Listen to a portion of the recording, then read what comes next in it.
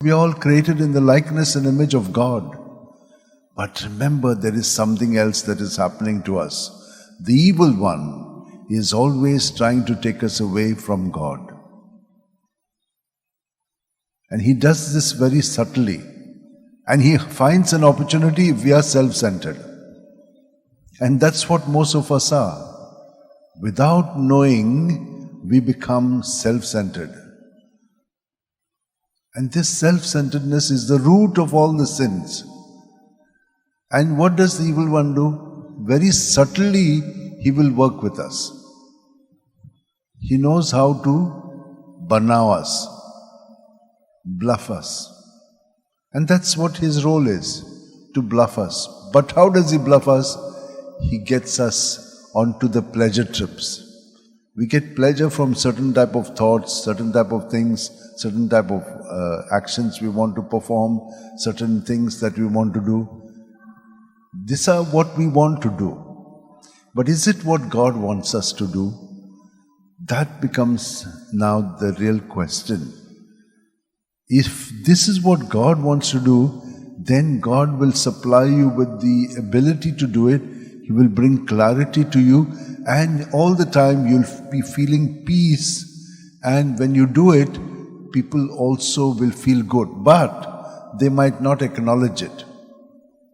So you don't feel bad when they don't acknowledge it, because God has done it in you and you feel very good about it. So now Paul also in the reading is saying, see, we are doing all these things. But who is doing it? Not we. The Spirit of God is doing it for the others. Good always comes from God. When good comes from us, then we become, after some time, hypocrites. Because we don't get what we want. But when it is done with God, then you are unconditional. There are no conditions to it. When you give, you've given and you've forgotten about it.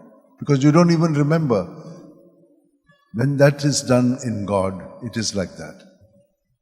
So my dear sisters and brothers, let us pray today that, like our Blessed Mother, to keep this attitude always in our minds. Since we are baptized and we are in Jesus, we form part of His body. So each one of us has a role to play in the body of Jesus. We are each one of us unique. And so we are members of His body. We are like servants of His. Like all the parts of our body, they are servants to us. They just obey us. They do whatever we want. I'm moving my hands. They have no objection to it.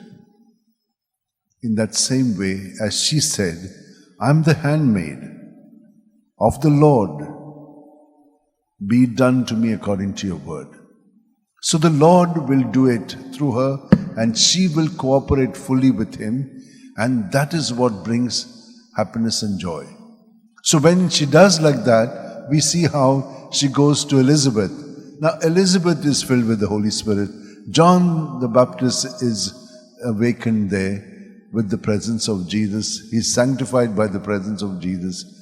And she has only been an instrument. She didn't do anything extraordinary. She made him present. And that is what we need to do. Then there will be no hypocrisy in us. Let us pray for this grace in this Mass. Let us all hold our hands, keep them in our lap, close our eyes. And at every breath, God is breathing into us the breath of life. Himself in us. So when we breathe out, let us allow Him to flow through us as we keep repeating His name. And in this way, not being self-centered, but Jesus-centered. So that whatever is there in us, in our thoughts, in our feelings, in our behavior, in what has been scripted in us, we surrender it to Jesus, and He cleanses it with His precious blood, and makes us clean and pure, and gives us back good things, takes away the bad. And if you are attuned to this, then happy are we. because at every moment we will be transformed, reformed, and conformed to Jesus.